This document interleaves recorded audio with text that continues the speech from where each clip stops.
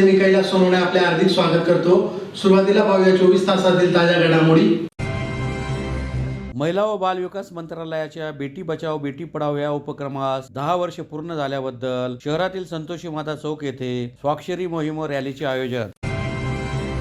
पत्रकार जतीन नगराळे याच्यावर हल्ला करणाऱ्यांवर संघटित गुन्हेगारी कायद्याअंतर्गत कारवाई करून मुख्य सूत्रधाराला अटक करण्याची मागणी। शैक्षणिक चौकातील पद्मश्री दादासाहेब घोगरे स्मारक हा तोडण्यात आलेला फलक पुन्हा त्याच जागी लावण्याची मागणी। मौजे बेटावत पडावत भिलाने मोडावत शिवारातील इनामवर्ग 3 शेतीची खरेदी विक्रीचे व्यवहार पुन्हा सुरू करण्याची मागणी। आय राईस प्रकल्पाअंतर्गत 3 दिवसीय गणित व विज्ञान शिक्षकांसाठी प्रशिक्षण कार्यक्रमाचे आयोजन। आणि सहाय्यक महसूल अधिकारी सुरेश पाईकराव यांना मारहाण केल्याप्रकरणी संबंधितांवर गुन्हा दाखल करून कठोर कारवाईची मागणी। आता बातमीपत्र विस्ताराने। महिला व बाल विकास मंत्रालयाच्या बेटी बचाओ बेटी पढाओ या उपक्रमास 10 वर्ष पूर्ण झाल्याबद्दल महिला व बाल विकास विभाग धुळे तसेच जिल्हा प्रशासनाच्या वतीने बुधवारी शहरातील संतोषी माता चौक येथे स्वाक्षरी मोहीम व रॅलीचे आयोजन करण्यात आले होते। महिला व बाल विकास मंत्रालयाच्या बेटी बचाओ बेटी पढाओ या उपक्रमास 10 वर्ष पूर्ण झाल्याबद्दल महिला व बाल विकास विभाग तसेच धुळे जिल्हा प्रशासनाच्या वतीने बुधवारी सकाळी संतोषी माता चौक येथे स्वाक्षरी मोहीम व रॅलीचे आयोजन करण्यात आले होते। महिला व बाल विकास मंत्रालयाच्या बेटी बचाओ बेटी पढाओ या उपक्रमामुळे लिंगभेद चाचणीस प्रतिबंध, मुलींचे संरक्षण आणि त्यांच्या शिक्षणाला प्रोत्साहन देण्यासाठी महत्त्वपूर्ण योगदान प्राप्त झाले। या उपक्रमास 22 जानेवारी 2025 रोजी 10 वर्षे पूर्ण होत असल्याने संपूर्ण राज्यात 8 मार्च 2025 पर्यंत विविध कार्यक्रमांचे आयोजन करण्यात आले आहे। त्यानुसार बुधवारी बेटी बचाओ बेटी पढाओ शपथ स्वाक्षरी मोहीम तसेच रॅलीचे आयोजन करण्यात आले होते। यावेळी मान्यवरांनी स्वाक्षरी बोर्डावर स्वाक्षरी करून नंतर बेटी बचाओ बेटी पढाओची शपथ घेण्यात आली। त्यानंतर मान्यवरांच्या हस्ते रॅलीस हिरवी झेंडी दाखवून सुरुवात करण्यात आली। ही रॅली संतोषी माता चौक येथून सुरू होऊन जुने सिव्हिल हॉस्पिटल रोड, कमलाबाई शाळा, नवीन महानगरपालिका, कराचीवाला खुंट, फुलवाला चौक, महाराणा प्रताप पुतळा, झाशी राणी पुतळा, जिजामाता शाळा, कमलाबाई शाळेमार्गे क्युमाईन क्लब येथे रॅलीचा समारोप करण्यात आला। यावेळी जिल्हाधिकारी जितेंद्र पापळकर, जिल्हा परिषदेचे मुख्य कार्यकारी अधिकारी विशाल नरवाडे, जिल्हा पोलीस अधीक्षक श्रीकांत दिवरे, महापालिका आयुक्त अमिता दगडे पाटील, अतिरिक्त मुख्य कार्यकारी अधिकारी चंद्रकांत पवार, उपमुख्य कार्यकारी अधिकारी अजय फडोळ, जिल्हा शल्य चिकित्सक डॉक्टर दत्ता देगावकर, शिक्षणाधिकारी प्राथमिक किरण कुवर, शिक्षण विस्तार अधिकारी सुरेश बागू, जिल्हा महिला व बाल विकास अधिकारी गिरीश जाधव यांच्यासह विविध विभागांचे अधिकारी कर्मचारी विद्यार्थी उपस्थित होते। रॅली यशस्वी करण्यासाठी जिजामाता कन्या विद्यालय, जोरा सिटी हायस्कूल, उर्दू शाळा, नर्सिंग कॉलेजच्या विद्यार्थिनी तसेच महापालिका शिक्षण विभाग, जिल्हा परिषद, महिला बाल विकास विभाग, पोलीस विभाग, आरोग्य विभागाचे कर्मचारी तसेच सखी वन स्टॉपचे कर्मचारी यांनी विशेष परिश्रम घेतले। बेटी बचाओ बेटी पढाओ या केंद्र शासनाच्या उपक्रमाला 22 जानेवारी रोजी दशकपूर्ती पूर्ण झाल्यामुळे 10 वर्ष पूर्ण झालेले असल्यामुळे आजपासून पुढच्या 6 आठवड्यामध्ये वेगवेगळ्या कार्यक्रमांचं आयोजन करण्याचे केंद्र शासनाचे आणि राज्य शासनाचे निर्देश आहेत। त्याच्या अनुषंगाने आज आम्ही या रॅलीला या ठिकाणी सुरुवात केली आणि या 6 आठवड्यामध्ये वेगवेगळ्या पद्धतीनं बेटी बचाओ बेटी पढाओच्या अनुषंगाने जे काही विविध कार्यक्रम आहेत त्यामध्ये मुळात DCPNDTच्या अनुषंगाने गर्भ लिंग निदान याच्या अनुषंगाने आणि आपला सेक्स रेशो अतिशय चांगला व्हावा आणि आपल्या जिल्ह्यामधल्या सगळ्या महिलांच्या मुलींच्यापर्यंत, त्यांच्या कुटुंबियांच्यापर्यंत, त्यांच्या आईवडिलांच्यापर्यंत हा मेसेज जावा याच्या अनुषंगाने ह्या 6 आठवड्यामध्ये वेगवेगळे कार्यक्रमाचं आयोजन जिल्हा स्तरावरती ग्रामपातळीपर्यंत, ग्रामपंचायत स्तरापासून ते जिल्हा स्तरापर्यंत सगळ्या ठिकाणी हे कार्यक्रम आजपासून सुरुवात झालेली आहे। याची जे सांगता आहे तिचा 8 मार्च या आपल्या जागतिक महिला दिनाच्या दिवशी होणार आहे। या कालावधीमध्ये ज्या संघटनांनी, ज्या ऑफिसर्सनी किंवा ज्या महिलांनी अतिशय चांगलं काम केलं त्यांचा प्रोत्साहनपर त्यांना सरकार देखील त्यांचा करण्यात येणार आहे आणि खऱ्या अर्थानं महिलांचं जे काही सशक्तीकरण आहे त्याच्यासाठी हा उपक्रम अतिशय प्रेरणादायी ठरणार आहे। या निमित्तानं मी सर्व जिल्ह्यातील आणि महिलांना, मुलींना आणि महिलांना असाच फक्त संदेश देऊ इच्छितो की आपण जागृत व्हा, आपण शिक्षण घ्या आणि स्वतःला आणि देशाला पुढे नेण्यासाठी प्रयत्न करा। शिंदखेडा तालुक्यातील पत्रकार जतीन नगराळे यांच्यावर हल्ला करणाऱ्यांवर संघटित गुन्हेगारी कायद्याअंतर्गत कारवाई करून मुख्य सूत्रधाराला अटक करावी अशी मागणी धुळे जिल्हा मराठी पत्रकार संघातर्फे जिल्हाधिकारी व पोलीस अधीक्षकांना निवेदनाद्वारे करण्यात आले. शिंदखेडा तालुक्यातील पत्रकार नगराळे यांच्यावर हल्ला करणाऱ्यांवर संघटित गुन्हेगारी कायद्याअंतर्गत कारवाई करावी व मुख्य सूत्रधाराला अटक करावी. त्याचप्रमाणे पोलीस, महसूल आणि प्रादेशिक परिवहन विभागाच्या संयुक्त पथकाने रेती तस्करांवर कारवाई करावी अशी मागणी धुळे जिल्हा मराठी पत्रकार संघातर्फे जिल्हा पोलीस अधीक्षक व जिल्हाधिकाऱ्यांना निवेदनाद्वारे करण्यात आली आहे. निवेदनात म्हटले आहे की शिंदखेडा तालुक्यातील निमाणे येथील तरुण पत्रकारावर रेती माफियांनी प्राणघातक हल्ला केला. यात ते गंभीर जखमी झाले. या प्रकरणाची पोलीस प्रशासनाने सखोल चौकशी करून रेती माफियांवर संघटित गुन्हेगारी कायद्यान्वये गुन्हा दाखल करावा. त्याचप्रमाणे रेती तस्करी करणाऱ्या मुख्य सूत्रधारावर कारवाई करण्यात यावी. पत्रकार नगराळे यांच्यावर झालेल्या प्राणघातक हल्ल्याच्या घटनेची दखल घेत पोलीस, महसूल आणि प्रादेशिक परिवहन विभागाने संयुक्तपणे पथक बनवून अवैधपणे रेती तस्करी करणाऱ्यांवर कारवाई करावी. धुळे जिल्ह्यात रेती उपसा करण्याचा कोणताही ठेका दिल्याचे ऐकवेत नाही. मात्र असे असताना नदी आणि नाल्यांमधून मोठ्या प्रमाणावर रेतीचा उपसा केला जातो आहे. विशेषतः या रेतीची रॉयल्टी देखील शासन स्तरावर भरली जात नाही. त्यामुळे शासनाचे करोडो रुपयांचे नुकसान होत आहे. रेती माफियांना अटकावण्याचा प्रयत्न करणाऱ्यांना जीवे ठार मारण्याच्या उद्देशाने हल्ले केले जातात. यात शासकीय अधिकारी देखील अपवाद नाहीत. धुळे जिल्ह्यात तहसीलदार, तलाठी आणि अन्य जबाबदार शासकीय कर्मचाऱ्यांवर देखील हल्ले झाल्याच्या घटना यापूर्वी झालेल्या आहेत. तसेच तहसील कार्यालय आणि पोलीस ठाण्याच्या आवारातून जप्त केलेली रेतीची वाहने पळून घेऊन गेल्याच्या घटना घडल्या आहेत. मात्र यात मुख्य सूत्रधारावर अद्यापही कारवाई झालेली नाही. धुळे जिल्ह्यातील गल्लीबोळात हजारो बांधकामे सुरू असून यावर रात्रभर रेतीचा पुरवठा केला जातो. तर महामार्गावरून सर्रासपणे रेतीची नाशिक, पुणे आणि मुंबईकडे वाहतूक होताना दिसून येते. मात्र जबाबदार असणारा प्रादेशिक परिवहन विभाग तसेच महसूल विभागातील काही कर्मचारी याकडे डोळेझाक करीत असल्याचे उघडपणे दिसून येते. यामुळे आता या रेती माफियांवर पोलीस, महसूल आणि प्रादेशिक परिवहन विभाग यांनी संयुक्तपणे कारवाई करणे आवश्यक आहे. नुकताच शिंदखेडा तालुक्यातील निसाणे येथे रेतीची अवैधपणे उपसा करणाऱ्या लोकांना पत्रकार जतीन नगराळे यांनी अटकले. मात्र त्याचा राग आल्याने रेती उपसा करणाऱ्यांनी जतीन नगराळे यांच्यावर प्राणघातक हल्ला करून त्याला मारहाण केली.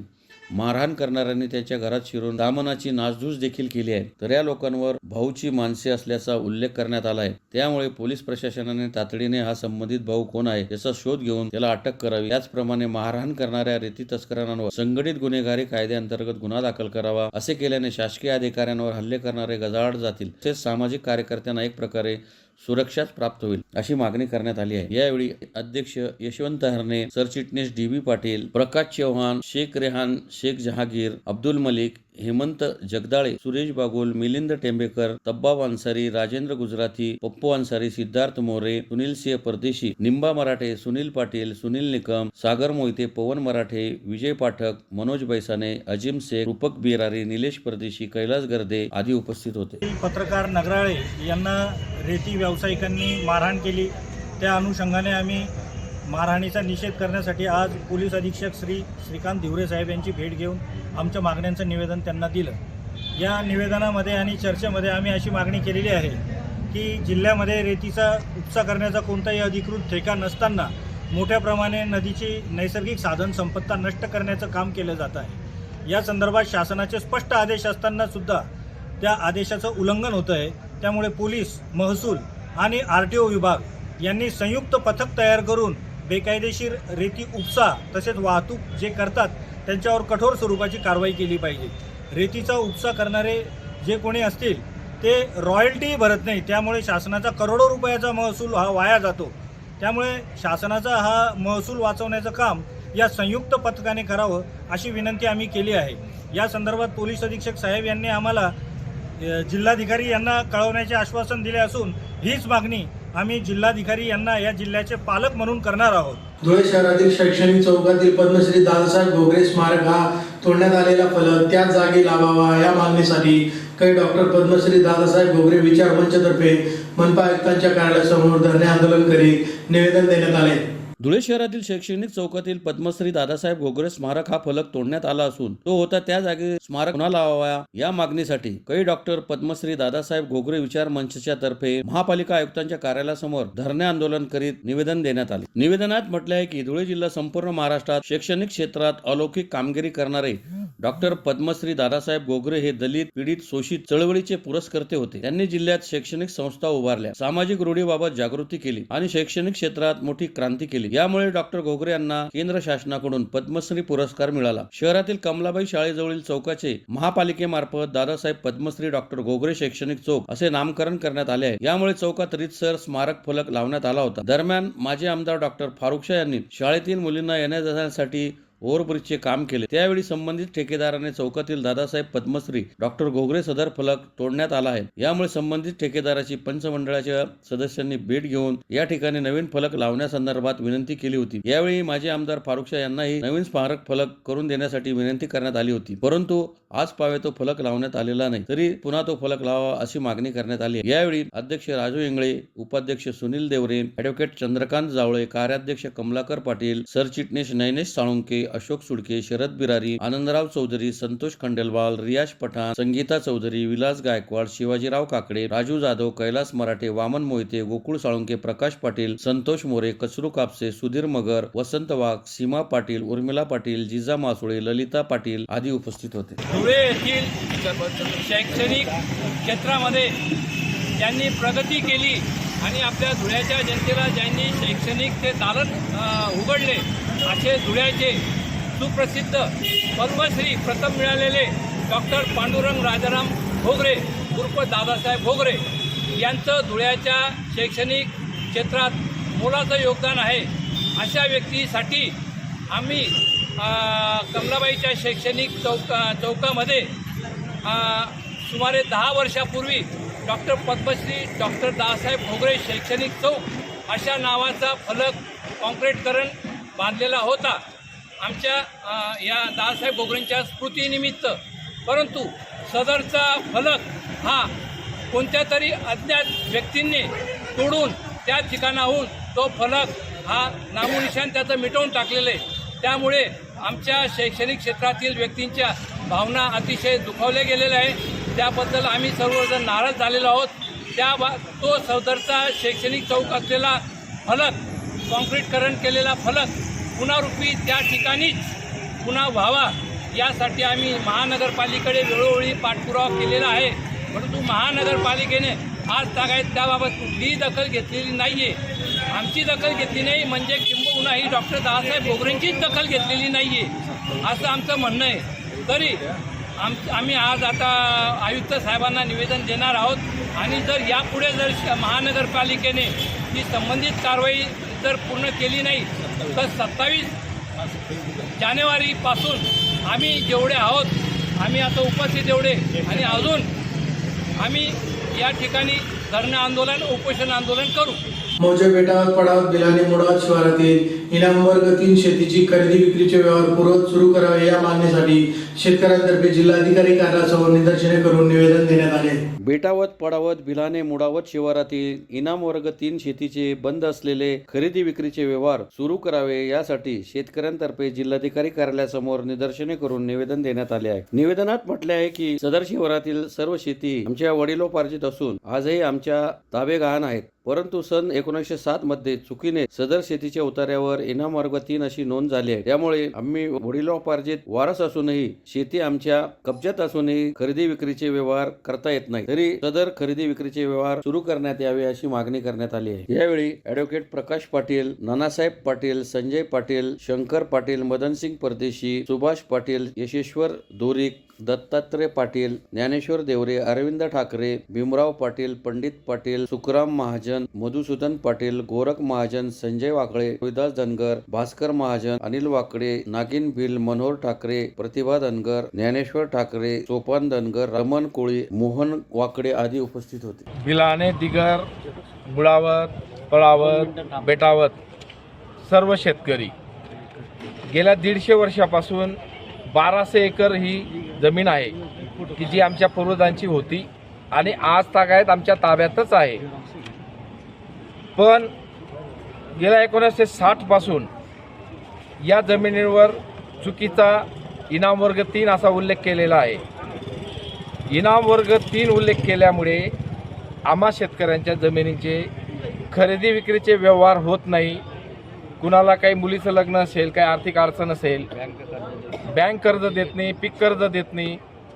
याच्या अगोदर आम्हाला खरेदी विक्रीचे व्यवहार 1990 पूर्वी करता यायचे, बँक लोन द्यायची, सगळे व्यवहार सुरळीत चालू होते.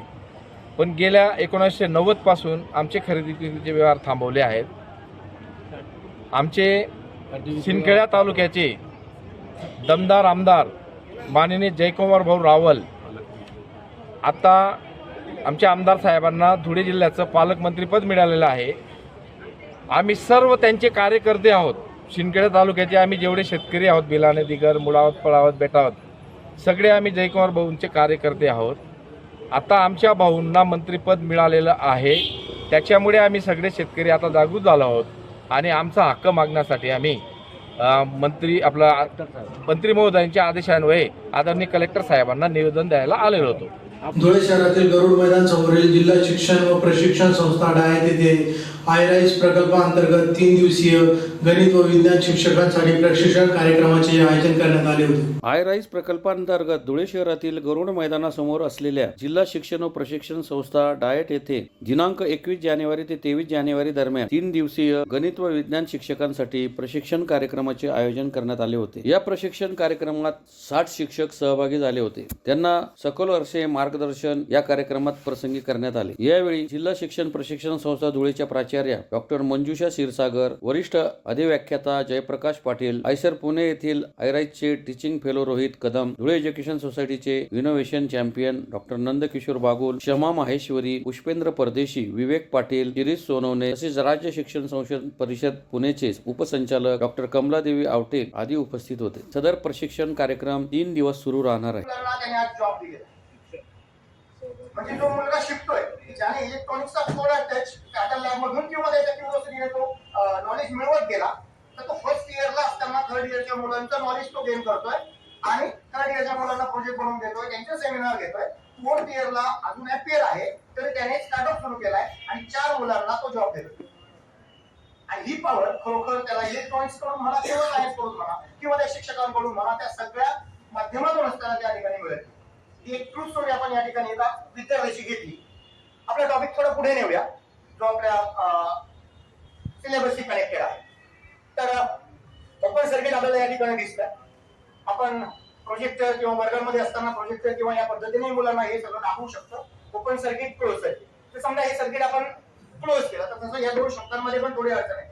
आपण म्हणतो ओपन करा म्हणजे सगळं सुरू करा. आता हे दरवाजे सगळे ओपन आहेत म्हणजे वाटतं ओपन, पण ते क्लोज केलं म्हणजे वायरला वायर कनेक्ट केल्याशिवाय तो परिपथ किंवा तो सर्किट आहे ते कंप्लीट होत नाही.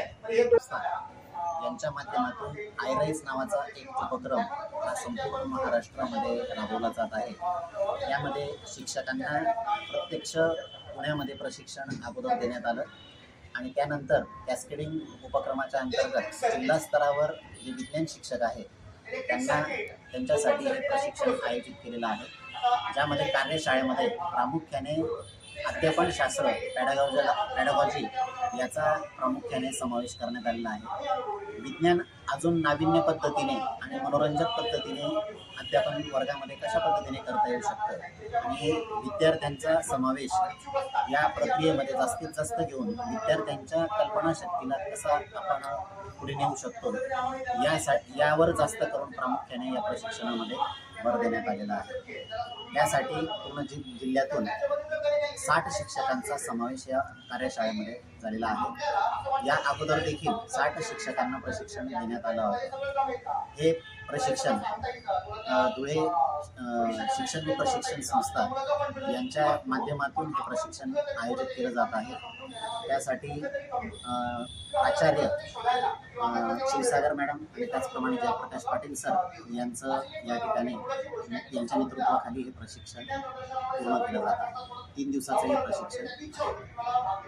धुळे ग्रामीण तहसील कार्यालयातील सहाय्यक महसूल अधिकारी सुरेश पाईकराव यांना मारहाण केल्याप्रकरणी संबंधितांवर गुन्हा दाखल करून कारवाई करावी यासाठी मूलनिवासी कर्मचारी कल्याण महासंघातर्फे जिल्हाधिकारी कार्यालयासमोर निदर्शने करीत निवेदन देण्यात आले. धुळे ग्रामीण तहसील कार्यालयातील सहाय्यक महसूल अधिकारी सुरेश पाईकराव यांना मारहाण केल्याप्रकरणी संबंधितांवर गुन्हा दाखल होऊन कठोर कारवाई करावी या मागणीसाठी मूल निवासी कर्मचारी कल्याण महासंघ धुळे शाखेतर्फे जिल्हाधिकारी कार्यालयासमोर निदर्शने करून निवेदन देण्यात आले आहे. निवेदनात म्हटले आहे की धुळे ग्रामीण तहसील कार्यालयातील सहाय्यक महसूल अधिकारी सुरेश पाईकराव हे आपले शासकीय काम करत असताना 4-5 गुन्हेगार प्रवृत्तीच्या गुंडांनी त्यांना शिवराळ व असंसदीय भाषा वापरून शारीरिक दुखापत करीत मारहाण केली आहे. परिणामी त्यांना गंभीर शारीरिक दुखापत झाली असल्याचे समजते. सदर गुंडांनी शासकीय कामात अडथळा आणून शासकीय कार्यालयात प्रचंड दहशत निर्माण केली आहे. तसेच तहसीलदार महोदयांना देखील शिवराळ भाषेत वक्तव्य करून अपमानास्पद वागणूक दिली आहे. ही घटना अत्यंत गंभीर व क्लेशदायक असून या मारहाणीच्या घटनेचा मूल निवासी कर्मचारी कल्याण महासंघ धुळे शाखा तीव्र निषेध व्यक्त करीत असून संबंधित आरोपींना तात्काळ अटक करून कठोर शासन करावे अशी मागणी करण्यात आली आहे. यावेळी संजय निकुंबे, नरेंद्र खैरनार, सुनील देसले, हृद पाटील आदी उपस्थित होते. मोहन मोरे मूलनिवासी संघाचा प्रसिद्धी प्रमुख आहे. काल तहसील कार्यालयामध्ये सुरेश पाईकराव या शासकीय अधिकाऱ्यावर शासकीय कामात असताना जो भ्याड हल्ला झाला, त्या भ्याड हल्ल्याचा आम्ही या ठिकाणी जाहीर निषेध करत आहोत. एक शासकीय कर्मचारी प्रामाणिकपणे शासकीय काम करत असताना त्याच्यावर बाहेरचे लोक येतात, गावगुंड येतात आणि शासकीय जे साधनसामुग्री आहे, समजा कॉम्प्युटर आहे काय, ती तोडफोड करतात आणि शासकीय कर्मचाऱ्याला मारहाण करतात. तर यापुढे शासकीय कर्मचाऱ्याला काम करत असताना काहीतरी सपोर्ट असला पाहिजे. त्यासाठी शासनाने पावलं उचलले पाहिजे. मग या ठिकाणी प्रत्येक कर्मचाऱ्याला पोलीस धरून बसावं लागेल का, असा प्रश्न कायदा आणि सुव्यवस्थेपुढे निर्माण होत आहे. आज ही घटना घडून जवळपास 24-48 तास होत आले तरी देखील अजून मुख्य आरोपी या ठिकाणी सापडलेला नाही. तो मुख्य आरोपी देखील या ठिकाणी लवकरात लवकर पकडण्यात यावं असं ऐकलेलं आहे की हा मुख्य आरोपी देखील तडीपार आहे. मग अशा लोकांना जर आजपर्यंत सापडत नसतील आणि ते शासकीय कार्यालयातून धुडगूस घालत असतील तर अशा लोकांच्या विरोधात जोरदारपणे शासनाने कारवाई करणं गरजेचं आहे. पुन्हा एक नजर ठळक घडामोडींवर. महिला व बाल विकास मंत्रालयाच्या बेटी बचाव बेटी पढाओ या उपक्रमास 10 वर्ष पूर्ण झाल्याबद्दल शहरातील संतोषी माता चौक येथे स्वाक्षरी मोहीम व रॅलीचे आयोजन. पत्रकार जतीन नगराळे याच्यावर हल्ला करणाऱ्यांवर संघटित गुन्हेगारी कायद्याअंतर्गत कारवाई करून मुख्य सूत्रधाराला अटक करण्याची मागणी. शैक्षणिक चौकातील पद्मश्री दादासाहेब घोगरे स्मारक हा तोडण्यात आलेला फलक पुन्हा त्याच जागी लावण्याची मागणी. मौजे बेटावत पडावत भिलाने मोडावत शिवारातील इनामवर्ग 3 शेतीची खरेदी विक्रीचे व्यवहार पुन्हा सुरू करण्याची मागणी. आयराईस प्रकल्पाअंतर्गत 3 दिवसीय गणित व विज्ञान शिक्षकांसाठी प्रशिक्षण कार्यक्रमाचे आयोजन. आणि सहाय्यक महसूल अधिकारी सुरेश पाईकराव यांना मारहाण केल्याप्रकरणी संबंधितांवर गुन्हा दाखल करून कठोर कारवाईची मागणी. याचबरोबर श्रीराम टाइम न्यूजचे बातमीपत्र संपले. दिवसभरातील ताज्या घडामोडींसाठी पाहत राहा श्रीराम टाइम न्यूज. भेटूया पुढील प्रसारणात. तोपर्यंत नमस्कार.